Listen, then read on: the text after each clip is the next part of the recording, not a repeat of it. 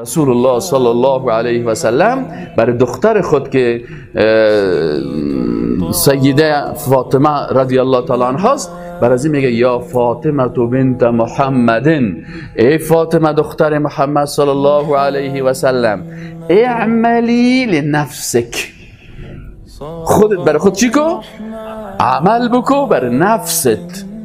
اینی لا اغنی عنک من الله شیئا، ما در روز قیامت نمیتونم که بر تو را نجات بدم در صورتی که ایمان تو ضعیف باشه، اعمال نداشته باشی. اعمال و ایمان تو را باید به طرف چی؟ جنت ببره. سعی دختر خود از این خاطر عامل ترین و با تقوا ترین و با حجاب ترین شخص در بین زنها کی هست؟